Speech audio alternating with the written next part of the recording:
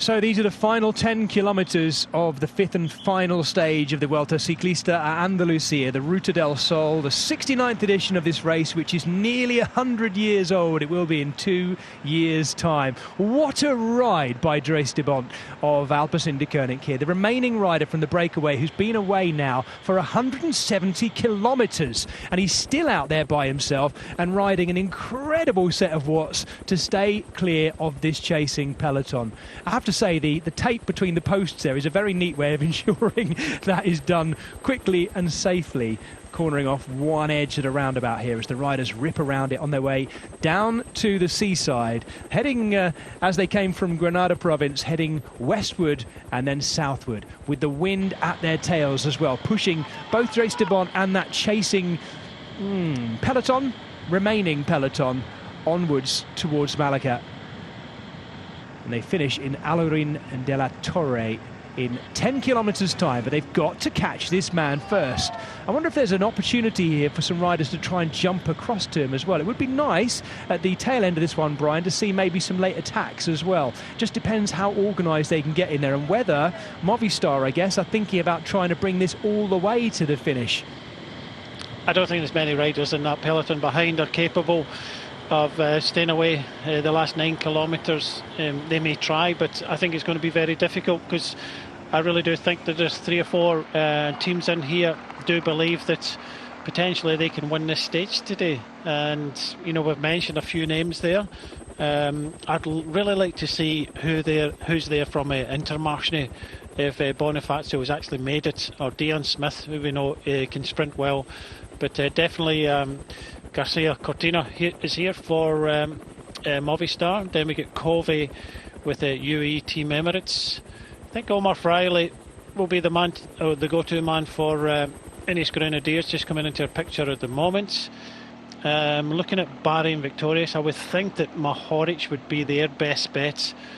We're just trying to pick up as we go alongside. It's very difficult from where we're sitting at the moment, but we will wait and see. But on any drag like this one here, it's always going to hurt Dries de Bont.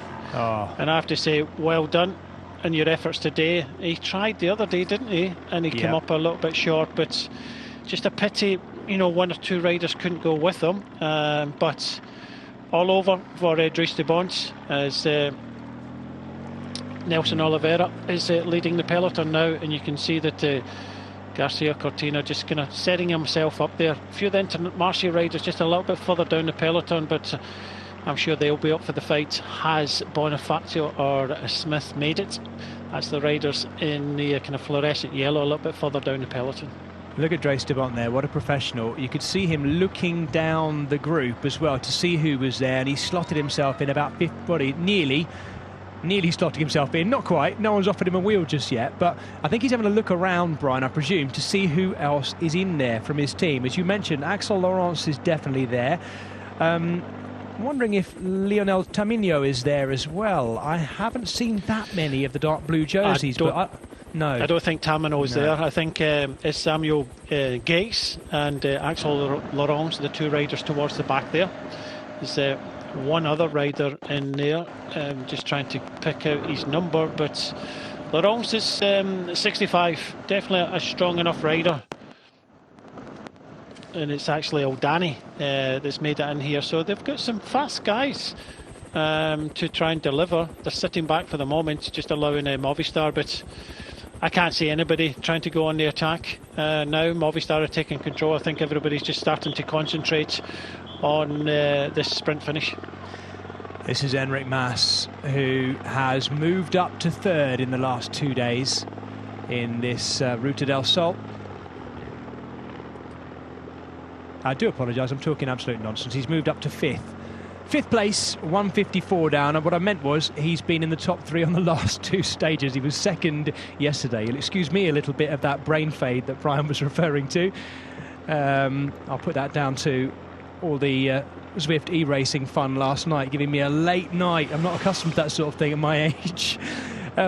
It has been a week, if you've not been with us since Wednesday, which has been dominated by UAE Team Emirates and dominated by arguably the man in the best form at this time of the season, Tadej Pogacar, although form is something which is, you know, could be discussed deeply, because I think he is just, when the road has gone uphill this week, better than everyone else here by some margin too as well. Enric Mas has given him a great run for his money on the steep ascents and the final uphill kickers, but it's been Tadej Pogačar the winner on 3 occasions, and of course Tim Wellens, his teammate, who got the win in Cadiz province when we rolled uphill into the Alcalá de Gajules. This is the least steep of all the finishes this week, but as I'll say again, it is slightly uphill, as we see Luis Leon Sanchez there, the man who I pointed out has never won a stage of this race, despite how many times he's ridden it. I think he's ridden this race more times than anyone else in this field, in actual fact, along with the second oldest man, who is also in this group,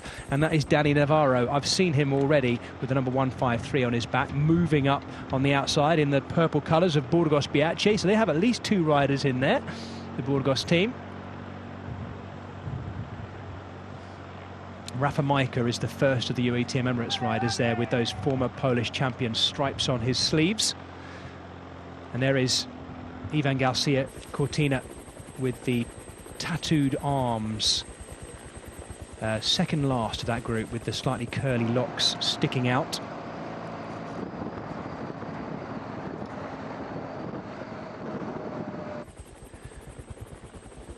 Hugo Uhl is there. There are at least 2 Israel Premier Tech riders there. Nick Schultz is there too. I haven't seen Dylan Turns at all.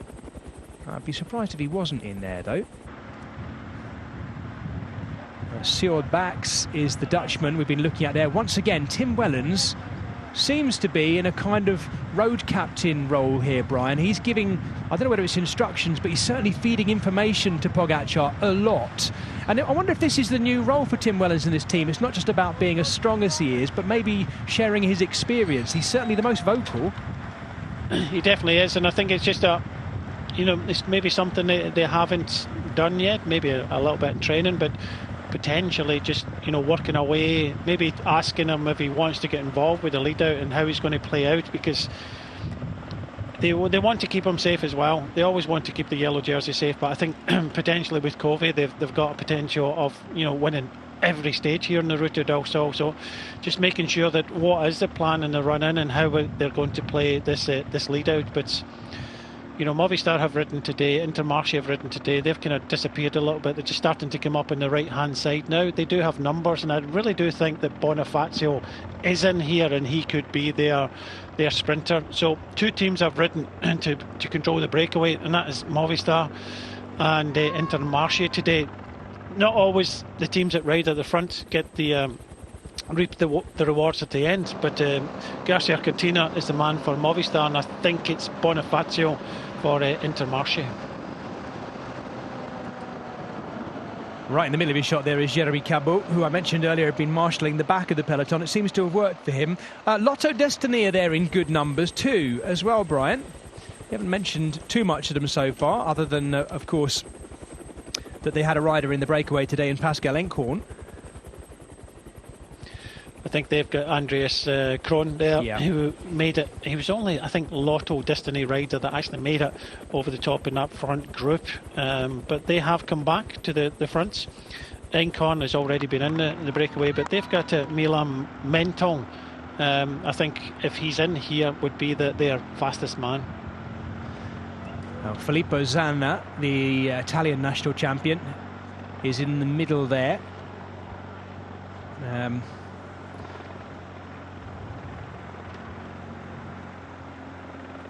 I wonder what the thinking will be for Jaco Alula. Zanna is sitting second wheel for them right now.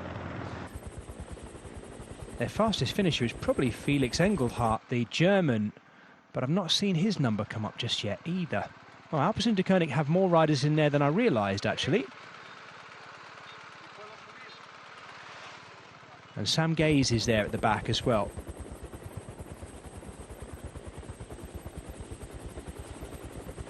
As Brian mentioned, over the last 25k of this race, this group has really swelled. We're coming towards the final 3 kilometres now of this, the 5th and final stage of the Ruta del Sol. Ruben Guerrero is looking like at the moment he's the last man for Movistar, with Ivan Garcia Cortina on his wheel. And now the pace is really lifting. Connor Swift, the former British champion, comes to the front. He doesn't appear to have anyone on his wheel, though. He had Sivakov, I think, is that behind him, Brian. And the Ineos Grenadiers are a little bit mixed up in this.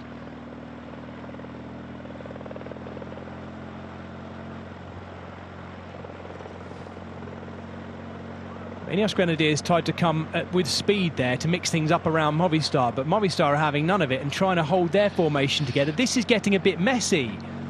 Yeah, this was Enrique Mas. He just got in between both Sivakov and of course, Connor Swift. They're thinking of Omar Fraile, just swinging right now. 3 kilometres ago, a lot of teams starting to bring their sprinter up towards the front. And this could get messy towards the end, as we say, critical. Yeah. With 100 metres to go, that kind of right-hand turn.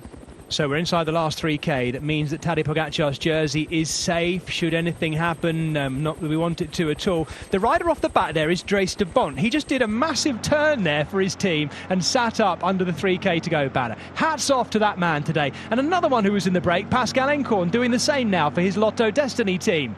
And, well, they have got more riders there than I realised, definitely. Andreas Kron sits third wheel there.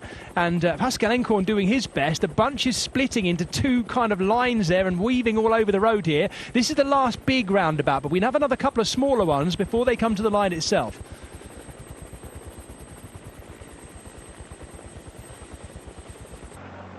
There they are, right on the edge of Malaga, and Movistar have got this back under control. Don't forget, the rider with the tattooed arms and curly brown locks who sits 4th wheel, Ivan Garcia Cortina, we suspect is their protected guy. Yeah, just behind him it looks as if he's got Serrano on the wheel, but Ineos Grenadiers have moved up as well. They also have Narvaez, who seems to be sitting in the second of the Ineos Grenadier riders in the Reds. But yeah, a few riders, you know, pushed their teammates up into good positions now. But you know, it's about gaining control, and it looks as if the UAE Team Emirates are going to push with their man now. On the front, Novak, and you know, they really want to give Kovia a perfect lead out here. They have a very tight right-hander just before the finish. I'm just looking to see how far out that is. Where's the Flamme Rouge? It's inside that final kilometre anyway. It's a particularly tight one, right back on themselves as well, as we see the bunch split into 2 halves here. Tadej Pogacar staying up and out of trouble, but also potentially looking to be the last lead-out man for Alessandro Covi. Covi is there, and he's got Tim Wellens on his wheel, maybe operating as some kind of sweeper there. Covi just looking over the shoulders of the man in the yellow jersey, Tadej Pogacar. UAE Team Emirates want to finish on a high here, Brian, and they've come just at the right time. What can Pogacar do in that yellow jersey to be the last lead out? But one, because he's now got Tim Wellens right behind him. This might be what Wellens was describing to Pogacar in the run-in. Covi sitting third wheel, and we know how quick he is when he opens up. Can they deliver and take every single stage of the Ruta del Sol this year? What a performance by the yellow jersey and that team again. Yeah, there's a lot of teams being pushed back now and trying to play kind of catch-up, Intermarché being one of them. But yeah, definitely this is what they were talking about, the run-in towards the finish. Pogacar leading out, and he's doing a good job so far, but look at the faces just behind. They're struggling to even hold the wheel. Tim Wellens is next, Covi's the next person, so even having to try to move up now, it's going to be very difficult. Looks like Boasson Hagen also there for Total Energies. I thought he was still there. Covi looks ice cold though, as he always does. You can't read too much into the eyes of Alessandro Covi. He's sitting third wheel now with the number 42 on his back. Edvald Boasson Hagen has moved up. How much have we talked about him this week as being a potential? This is Fraile coming up now as well.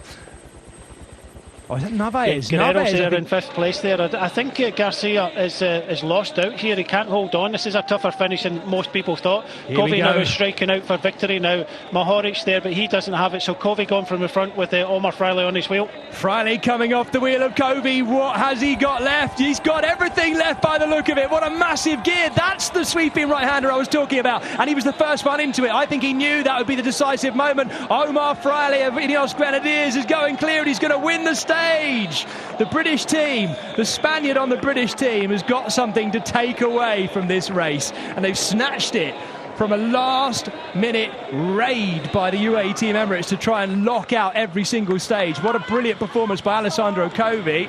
But Omar Fraile has got his season off to a flyer. I think he's a bit happy with that. I think Tadej Pogačar killed everybody's sprint there. The speed he was going up that final climb, he's trying to lead out Covey, and Covey, hung on, but he's pulling faces. But Omar Freley just coming up at the right time. That was the rider the Tennis Grenadiers were riding for today. That's why Sivakov was trying to shut things down off the last climb there. A very difficult climb, but smiles on the faces of Tennis Grenadiers, as they're the only team that have taken a stage here away from UAE Team Emirates. What a brilliant final sprint. I forget how quick he is in a finale like that as well. That right-hander was even closer to the finish than I realised, Brian. It was helpful that they had a bit of a rise into it, because you wouldn't want to hit that with any more speed. As it was, they got kicked out far to the left-hand side up against the barriers. It is remarkable watching a finish, how much speed he has in the sprint, Omar Freley, when you remember that he's twice won the King of the Mountains jersey at the Vuelta as well. Talk about multifaceted and multi-talented, eh? I know a lot of teams have to do the homework in these type of finishes, but we never, looking at the road book and looking at the stuff that we've got, that was a little bit harder than most people thought. Okay, it was going to come down to some sort of sprint, and that's what the teams were riding for. But I think that it was just the speed of Tadej Pogačar here. They're just too far back. They're trying to play catch up at the moment. Tim Wellens now goes. Covey then opens up, but just looking behind, a lot of people just too far back, and it was just the pressure that Pogačar put on the front of the race. Even Boasson Hagen is starting to tire now. It's starting to get that little bit steeper, but it's crucial into this corner first, and Omar Freley got in there, and he just had enough momentum round that corner to deliver the victory for Tennis Grenadiers. Covey just hangs on to second place. It looks like, is that Pascalon that was there for Bahrain? Yep, good spot, absolutely it was. Andreas Kron just behind him as well, so Kron had a good final sprint as well. That looks like Pascalon in third, Kron fourth by the looks of it. And his team... Pascalon been there, Jez, that he looked okay. I just think a little bit too far back, and I think just Pogačar killed a lot of the other opposition sprint there. Boy, did he. What a final drive by him. It just totally obliterated that Movistar.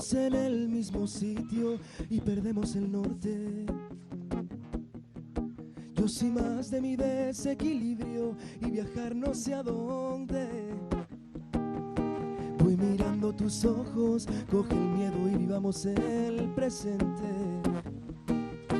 Como un loco que grita riendo de lo que diga la gente. Oye tus latidos ahora y siempre. There's the top 10 for you. Omar Freley taking the win today ahead of Covey, who just seemed to open up too soon. It was Andrea Pasqualon in third place on this, the fifth and final stage.